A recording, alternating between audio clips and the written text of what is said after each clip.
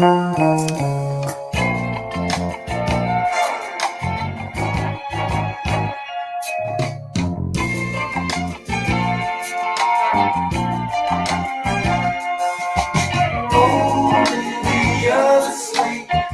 distracted all the way to grandma's house.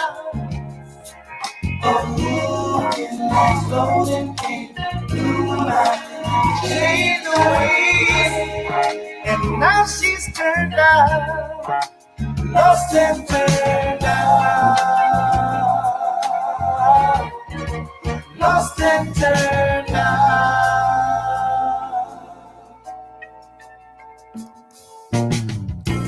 She's spending most of her time walking the streets. She has a certain quota to fill. He wants to buy a new Seville. Olivia the slave got distracted on her way to grandma's house. A wolf in lamb's clothing came through her mind and changed her way, and now she's turned out, lost and turned out, lost and turned out.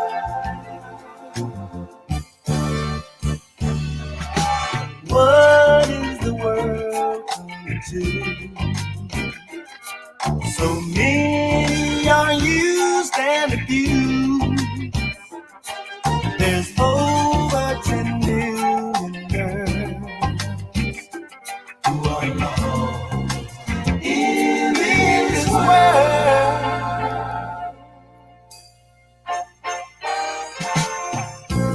What will your folks say?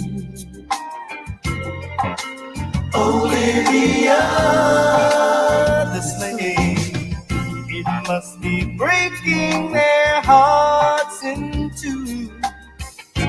Listen close, they're calling you. Olivia the slave got distracted on the way to grandmother's house. A wolf in lamb's clothing came through her mind and changed the way, and now she's turned out, lost and turned out. Olivia, where's your wheel? She's lost and turned out. Don't buy that kind of Seville. Lost and turned out. Olivia the slave, lost and turned out. Don't let him drag you to your grave. Lost and turned out. Olivia, where's your mind? Lost and turned out. He pulls you down all the time. Lost and turned out. Olivia, stop and think. Lost and turned out. He's taking your cash to his bank. Lost and turned out. Olivia, break your chains. Lost and turned out. Stop using your body and use your brain. Hey, do you know the story behind that song, Olivia, Lost and Turned Out by the Whispers? One of the members of the group, not one of the twins, but another one, had a niece that was lost and turned out. Her name was Olivia, and he wrote that song. And for what I understand, not because of the song, but at some point she did get herself cleaned up and turned her life around, And I'm thinking, wow, they still play that song on the radio today. And imagine if you were truly Olivia, who the song was written for. And to hear that must be a beautiful feeling. But I want to go live briefly And I do have the link in the chat if anybody wants to come up and talk, but this ain't going to be long. And I want to talk to you about what recovery and sobriety sounds like. Oftentimes, when you're dealing with substance abuse with a family member, a lot of times, and it's usually when something bad happens, whether they got arrested or maybe it didn't even get that far. Maybe they stole something from a family member or something like that. It's always a crisis situation where they start talking that talk. And to the untrained ear, it might sound good to you. It might sound good a little bit. They seem very convincing. This is it. I'm going to stop. I'm going to get help. And, but in the course of them speaking, you always feel a sense of uncertainty, like I'm not going to guarantee this, but I'm going to go, or I want to go, but my kids, or I want to go, but this, and any excuse besides kids as to why they're not going to go to rehab is just really an excuse, and I'm not saying your kids, the kids are the greatest excuse, the most important excuse. What I'm saying is, to be concerned about your kids is a legitimate concern when you're dealing with your substance abuse issues.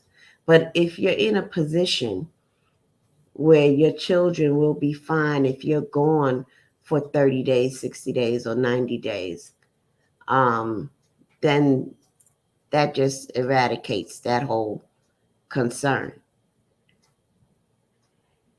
You'll hear things like, oh, I want to go to a place. They like this place, they have horses, or they want to go to a place where they'll be comfortable. Like, they want to go, like as if they're going on vacation and they're going to a country club. Real down home, nitty gritty treatment is not pretty. You're not there to be comfortable. You've been in your comfort zone for a long time with your drugs. And so a real good treatment facility, I'm not saying they don't have horses or anything, but that's just ancillary, But they get down to the core of you and your issues and what you've been through. And they attack your stinking thinking. So someone who says, yeah, they want to be sober, they want to give up drugs, you got to really listen to them. And again, they may sound convincing, but I wish I could have recorded a conversation I had this morning with someone. And, I have conversations with individuals all the time. But the ones who are truly serious about their recovery, they sound different than someone who's bullshitting you and sounds convincing.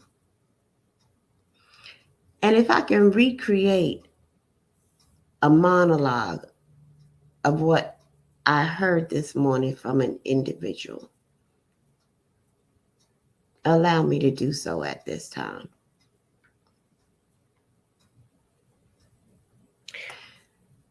the person talked about how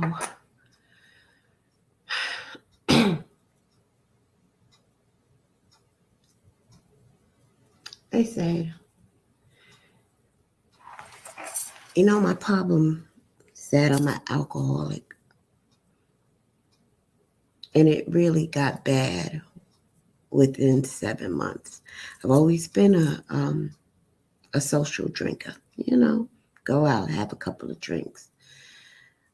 But then something happened with my dad. Um, he was a roofer, fixed roofs. And he had to fix something around the house by the shed. And, you always got to climb up ladders. He was on the ladder and he fell and died right there. My mom found him dead. And I just stood there with him until the coroner came. And, I was married. I got 3 kids.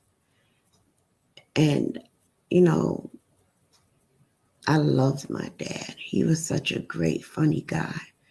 And it was just so sudden, And that started my downward spiral. And then my husband changed and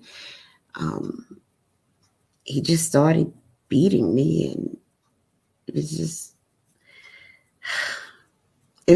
really, really hard. And like I said, anytime I did drink, it was socially, here and there. And then I started drinking at home. Okay, I was drinking at home a lot. But after my dad died, I started drinking while I was driving, driving with an open container. And I slid off the road.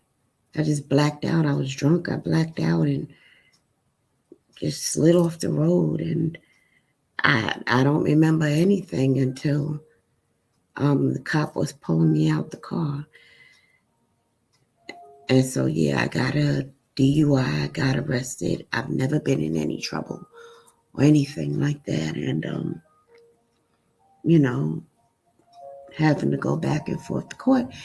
And I ended up here. And you know what? It's okay. My children are with my mother. My mother is very supportive. And I think I want to go to another program just for another 30 days. I've been away from my kids for 2 months, but they're in good hands.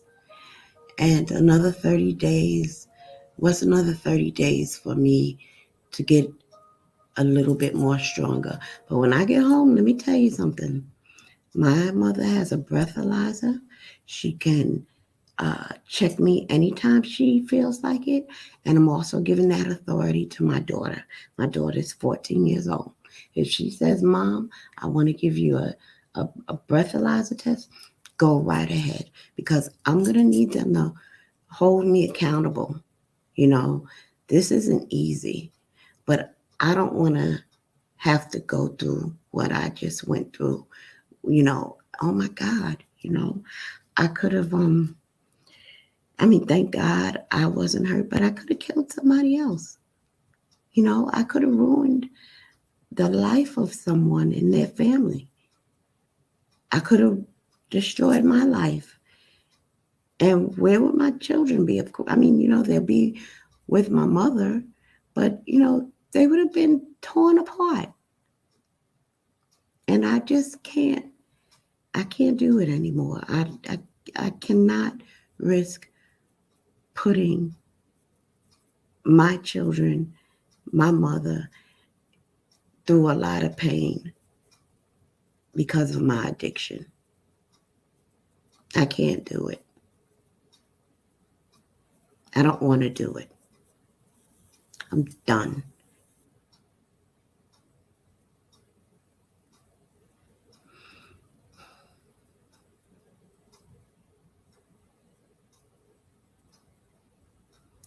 So, in all that she said, there was no uncertainty there. You know, it wasn't no stipulations. There wasn't no special requests for special treatment or special requirements. It was none of that.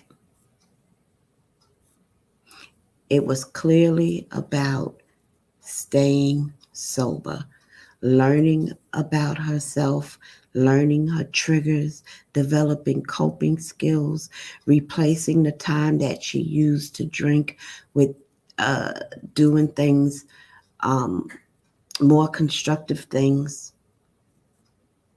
learning to manage her emotions, looking back on when she first started drinking and how it um, progressed into an addiction. All of those things. And she's learned a lot about herself and her addiction.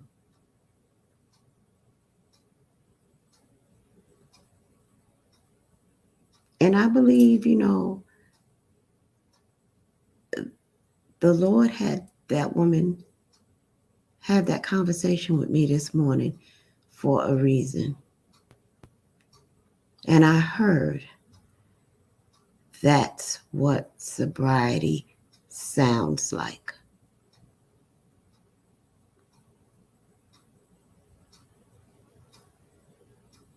There is no uncertainty. There's no confusion. It's a clear view down the path of change for the better. When they look and see the light at the end of the tunnel, they see a big word that says sobriety. And they're running towards that big word of sobriety with everything they got because they're trying to save their fucking life. They ain't looking back.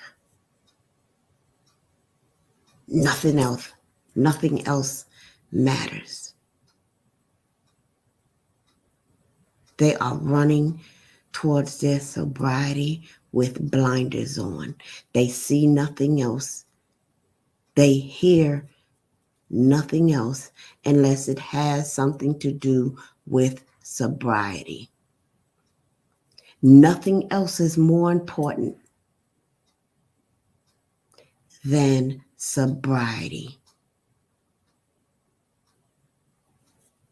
And when they get to the point where they feel like they got a handle on their sobriety, then they can incorporate their children back into their focus. And it doesn't take that long to get to that point, to incorporate your children back into your focus. It doesn't take that long when you're focused on sobriety. But as you're running through that tunnel, you're running for your life. And it's all about you. You're focused on you. You don't care about whether the place has Wi-Fi. You don't care nothing about a cell phone. If you're at a program where they let you have a cell phone, honey, they just taking your money. No good program will allow anybody access to a cell phone. Because a lot of times, not for everybody, but a lot of times, drugs and sex trafficking go hand in hand. You got a drug addiction. Why they gonna let you keep your cell phone on you? You still gonna get that itch while you in recovery. Who's to say you ain't gonna make a call and have somebody come up and bring you a little something something, and now that individual done got a drug dealer to come bring them some drugs. They still hiding their addiction in rehab, and now they just infected the whole community.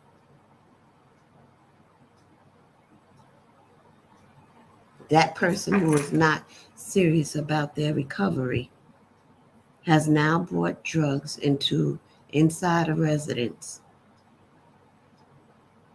where others who may be very serious about their recovery are now in jeopardy. They're triggered.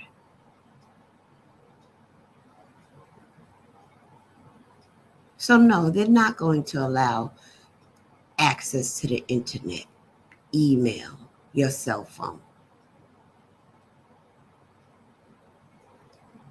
Anybody who goes to a rehab, you bring your cell phone, they take your cell phone, they lock it up in valuables. You get it when you leave the program. Will they allow you access to your cell phone here and there? Only if it has to do with your recovery. If you need to get a phone number, somebody's sitting right there with you. If you need to deal with some emails or something, that has to do with your phone, your therapist is sitting there right next to you. And after you stop taking care of business or whatever, your cell phone goes back into your valuables. So if you want to go to a place where you're seeking a comfort and you want to be pampered, like you go in the Club Med, surely they do have them out there. But that ain't working on you.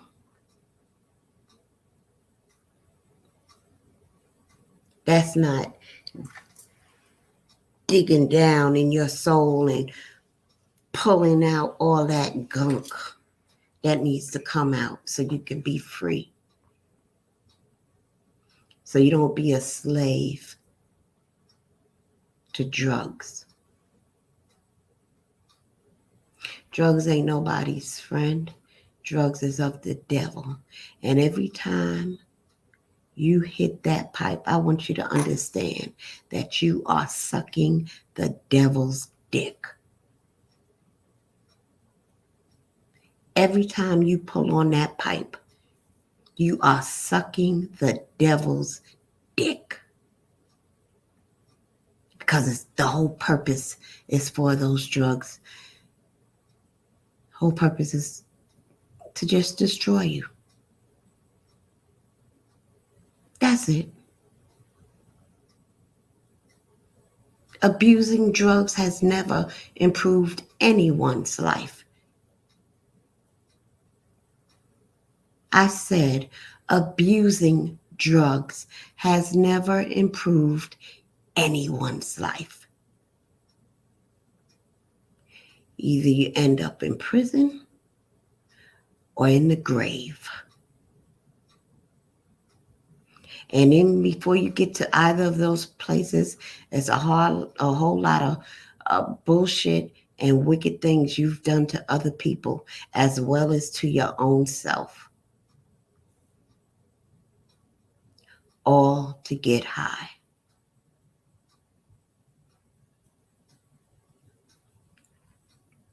So you can go and jump on panels and, you think you're playing games with people, but you're doing it all to yourself. Often said by Whitney Houston, I can listen to her music on the radio and I'm cool. I can sing along, pop my fingers. I can watch her music videos. But whenever I try to watch her sing live, I just cry. She's been going 10 years, and I'll still cry. And I always wish that Whitney would have gone broke. I always wish that, she was on the corners sucking dick for $1.50. I wish she got to the point where she was stealing shit out of Walmart.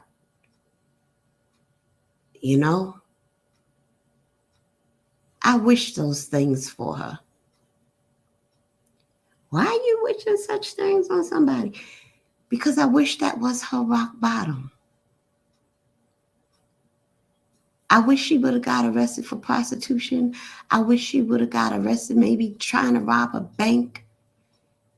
I wish that was her rock bottom, because she could have recovered from that. She could have rose from any of those things. But her rock bottom was death.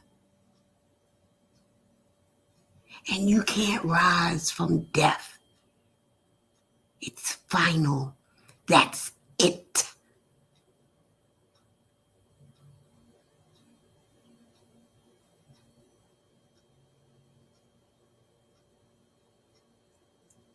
Whitney had so much money that she died before she went broke. I wish she would have went broke first, because then she would have started stealing and doing all those other things. And no doubt about it, she would have been arrested. She could have rose from that.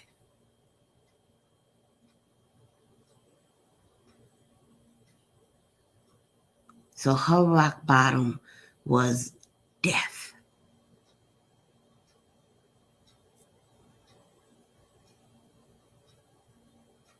Misunderstood? Don't let it be you.